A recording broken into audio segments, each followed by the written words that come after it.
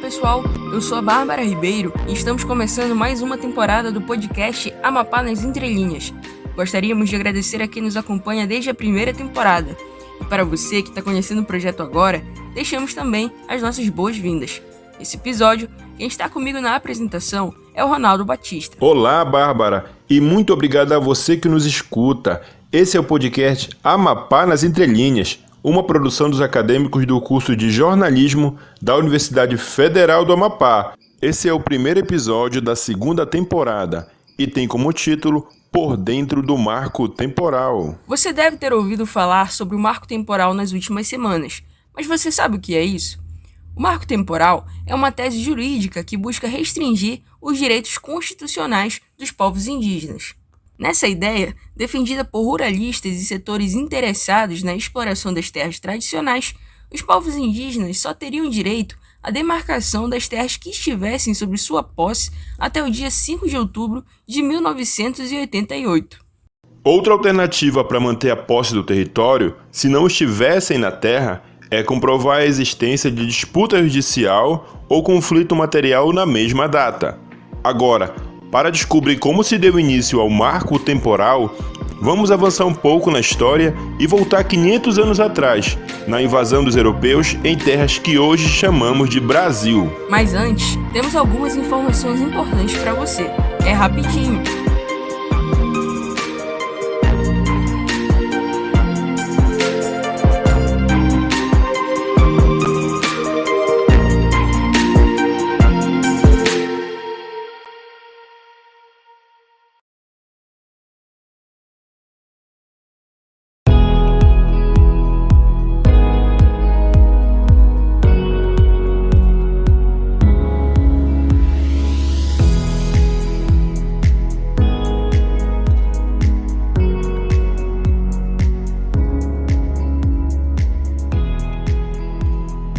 Mais de 5.000 indígenas de 117 povos marcharam rumo a Brasília. O motivo? Pedir que o Supremo Tribunal Federal rejeite a tese do marco temporal. Essa é a maior mobilização indígena dos últimos anos, em defesa do direito à terra e pela vida. O marco temporal é um retrocesso histórico que traz inúmeras consequências aos povos indígenas do Brasil. Uma pauta preocupante e com muita razão. É um perigo não só para os indígenas, mas para toda a natureza brasileira. É importante a conscientização à sociedade sobre essa luta. A causa indígena é de todos. Garantir a terra é garantir o futuro. Você está ouvindo o podcast Amapá nas Entrelinhas. Acompanhe também pelo Instagram, @apnasentrelinhas, e confira conteúdos sobre a cultura amapaense.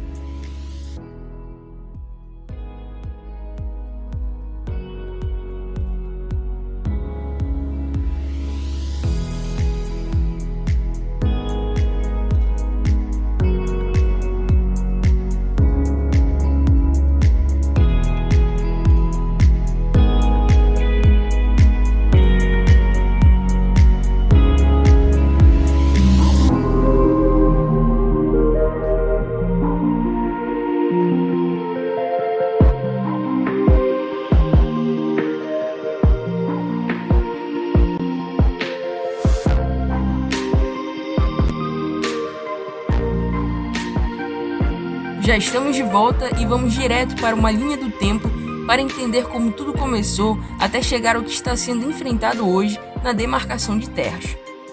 Estima-se que na região habitavam cerca de 3,5 milhões de pessoas, distribuídas por todas as regiões do país, com culturas, línguas e organizações sociais completamente diferentes. Acontece que durante esse período, esses povos foram dizimados, expulsos de suas terras e colocados em uma situação de subsistência. Avançando um pouco mais nessa linha do tempo, chegamos em 2009, quando o Supremo Tribunal Federal, que é responsável por julgar ações que ferem a Constituição, teve que resolver um conflito envolvendo indígenas e produtores de arroz, que disputavam pela terra indígena Raposa Serra do Sol, localizada no estado de Roraima. Ao final, os ministros que participaram do julgamento decidiram que a causa seria favorável aos povos indígenas, com a justificativa de que eles estavam no território quando a Constituição Federal havia sido promulgada, em 5 de outubro de 1988. Após essa decisão, outros casos semelhantes foram julgados da mesma maneira, dando início ao que hoje chamamos de marco temporal, que defende que apenas as terras que já estavam sob uso de indígenas em 5 de outubro de 1988 podem ser reivindicadas, descartando todos os fatores que fizeram parte da história dos povos indígenas durante a colonização. Em 2017, a Advocacia Geral da União declarou o seu entendimento a respeito do assunto e definiu que o resultado do caso da terra indígena Raposa Serra do Sol seria aplicado em qualquer outro caso similar, ou seja, o marco temporal entraria em vigor. Acontece que em 2019, mais um caso envolvendo a posse de terras indígenas entrou na pauta de julgamentos do Supremo Tribunal Federal. O processo em análise envolve as terras ocupadas pelo povo xoclense em Santa Catarina, que em 1914, quando foram localizados, precisaram ser aldeados em uma pequena porção de terra às margens do rio Platê para impedir sua dizimação por colonizadores. Passados 10 anos, os Xoclen haviam perdido a maior parte de sua população, restando apenas 100 pessoas. Esse processo de apagamento do povo foi intensificado pela construção da Barragem Norte, que retirou uma área utilizada para a agricultura e inundou 95% da área cultivável, assim como a ação de grileiros. Como solução, a FUNAI iniciou um processo para criar uma terra indígena, que uniria os xoclengues e mais povos na região. O processo estava parado desde 2003, devido a ações na justiça, e retornou a julgamento recentemente. O caso será decisivo para definir o futuro das terras indígenas do país, pois foi definido pelo ministro do Supremo Tribunal Federal, Alexandre de Moraes, que a ação que envolve a etnia em Santa Catarina deve servir a todos os casos do tipo. Como se não bastasse os povos indígenas terem suas terras invadidas pelos portugueses, agora correm o risco de ficar sem elas mais uma vez. Agora, imagina você ser retirado à força de sua casa e perder tudo que construiu. É revoltante, não é mesmo? E neste caso, não é diferente.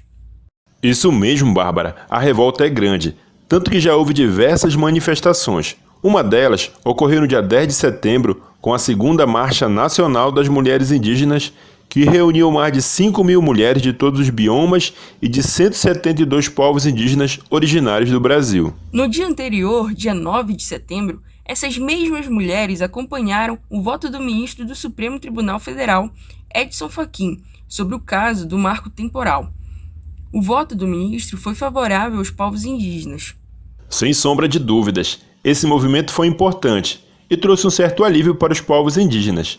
Simone Caripuna, que faz parte da coordenação da articulação dos povos e organizações indígenas do Amapá e norte do Pará, Apoiamp, esteve presente e, em entrevista a um portal de notícias, relatou que a emoção era muito forte e que todas estavam muito emocionadas.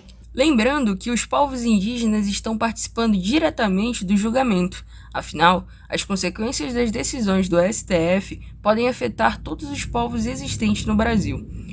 O relator do caso, o ministro Edson Fachin, defendeu a ampla participação de todos os setores interessados no tema, o que inclui entidades e órgãos com interesse e conhecimento.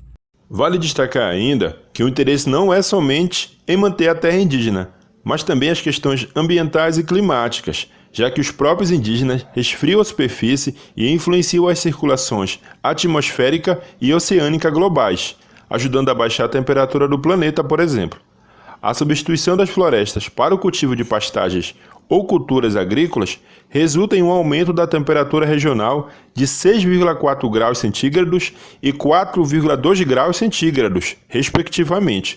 Como consequência, ocorre uma variação no ciclo hídrico regional, que coloca em risco a qualidade de vida, a agricultura e a pecuária. Após manifestos e início da votação do marco temporal na STF, a votação foi suspensa com placar de 1-1 no dia 15 de setembro de 2021.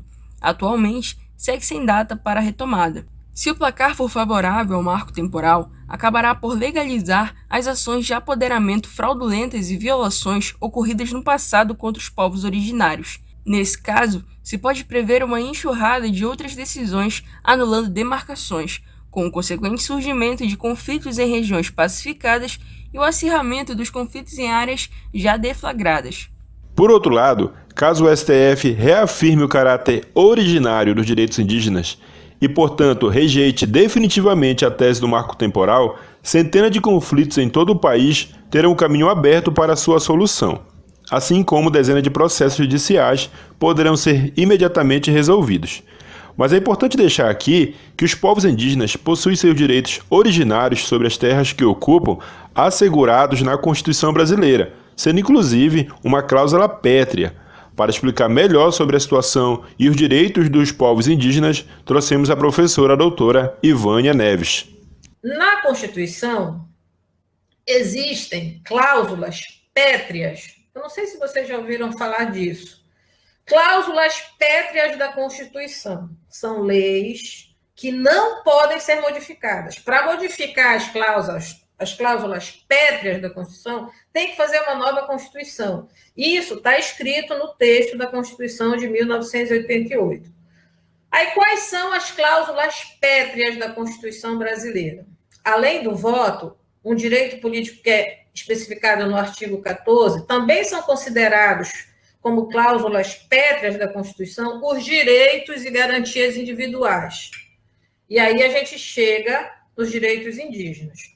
No outro fragmento, logo que vem aí, eu destaquei como está escrito na Constituição. São reconhecidos aos índios sua organização social, costumes, línguas, crenças e tradições, e os direitos originários sobre as terras tradicionais, sobre as terras que tradicionalmente ocupam. Então, isso é um direito que está assegurado na Constituição. Não está dizendo aí que esse direito é só a partir de 1988. Essa interpretação ela é absolutamente perversa. E é cláusula pétrea. Ninguém pode mexer nos direitos, a não ser que se faça uma nova Constituição. Então, veja só, pegar a Constituição de 1988 e dizer que só os indígenas que estavam vivendo nas suas terras em 1988 é que têm direito a isso, isso nega a Constituição brasileira. A Constituição assegura essas cláusulas pétreas e os direitos dos povos originários sobre os seus territórios está assegurado aí. Então, realmente, se o STF não julgar favorável às sociedades indígenas, eles vão estar descumprindo a Constituição. Agora vamos conversar com Bruna Caripuna, do Oiapoque. Vamos conversar um pouco sobre os impactos do marco temporal, em especial para o povo indígena do Oiapoque. Bruna, primeiro eu gostaria que você falasse um pouco sobre você. Onde que você nasceu, qual a sua etnia indígena e com que você trabalha atualmente? Sou Bruna Caripuna, professora, mãe, mestranda em letras, na linha de pesquisa sobre literatura, cultura e memória, ativista do movimento indígena, administradora da página da literatura indígena do Amapá, que visa difundir autores e obras de autoria indígena no Amapá. Sou voluntária no projeto Acari, que visa levar atendimento médico nas aldeias indígenas e comunidades tradicionais. Também faço parte do projeto Aramari da Amazônia, que visa dar visibilidade às ecojoias produzidas nas comunidades indígenas. Faço parte da Associação das Mulheres Indígenas em Mutirão Amin, que trabalha no fortalecimento do empoderamento da mulher indígena na defesa do território, da cultura e saúde. Na sua opinião, de que forma o Oiapoque pode vir ser afetado se o marco temporal for aprovado no Congresso? Bom, no município de Oiapoque nós temos 3 terras indígenas, Uaçaga, Libi e Juminã. Então, se o marco temporal for aprovado no Congresso, essas terras indígenas elas podem sim ser afetadas diretamente, né?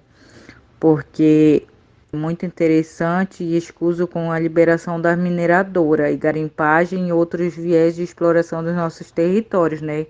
Que causam um imenso impacto ambiental, cultural e social. Outro ponto é a flexibilização, né, dessas leis ambientais e também aprovando a PL 490, que se juntou em uma só lei, né, e as demais que tentam passar ferindo a nossa Constituição e os direitos dos povos indígenas, regido pelos artigos do 231 da Constituição Federal. Não podemos deixar de falar do incentivo a essas explorações, ataques às lideranças no decorrer do processo de votação dessas desastrosas propostas vindas de bancadas ruralistas e evangélicas. Como você avalia esse processo jurídico que está sendo julgado no Supremo Tribunal Federal e que pode mudar os rumos da demarcação de terras indígenas no Brasil? Povos indígenas, eles são muito resistentes, né? E eles vêm trabalhando, resistindo com muita sabedoria, mostrando aos jurídicos que a PL é um genocídio aos povos indígenas, que eles têm o dever de cumprir o que rege a nossa Constituição sobre os povos indígenas. Porém, como nós sabemos, nem tudo funciona dessa maneira, e que tudo é movido por viés políticos, né? E os povos indígenas, através das suas organizações, eles vêm conduzindo um belíssimo papel em salvar e guardar os direitos dos povos indígenas, com preocupação de ganhar cada vez mais apoiadores para a causa, sendo até mesmo eles no âmbito jurídico. Você acredita que os povos indígenas do norte do Brasil estão conscientes do quanto este processo pode ser prejudicial para as suas vidas? Então, eu acredito que muitas das nossos povos indígenas do Amapá e norte do Pará, ou até mesmo do norte, eles não tinham uma consciência tão grande antes de acontecer essa grande mobilização que nos levou até Brasília na luta pela vida. Então, a partir do momento que retornamos desse acampamento para as nossas comunidades, e aí lá tivemos várias conversas, várias reuniões com nossos parentes indígenas e colocamos para eles sobre o que era o marco temporal e o que isso podia prejudicar nossas terras indígenas. Hoje eles já têm um outro olhar em relação a isso, né? Que precisamos estar junto para defender os nossos direitos e a garantia deles. Então, hoje, eles têm uma grande preocupação em relação a isso, né? Que a aprovação desse marco temporal pode sim vir afetar diretamente as nossas vidas. E é com essa entrevista que encerramos o primeiro episódio da segunda temporada do podcast Amapá nas Entrelinhas, uma produção de Bárbara Ribeiro, Beatriz Viegas, Heloísa Milena, Andrew Rodrigues, Jamile de Paula, Josiaga de Oliveira, Mayra Carvalho e Ronaldo Batista. Apresentação: Bárbara Ribeiro e Ronaldo Batista. Direção: de Jamile de Paula. Orientação do professor doutor Maurício Correia. Edição final: Mayra Carvalho e José Eduardo Lima. O Amapá nas Entrelinhas também está no Instagram. Siga @apenas entrelinhas e confira conteúdos incríveis sobre a cultura amapaense. Até a próxima!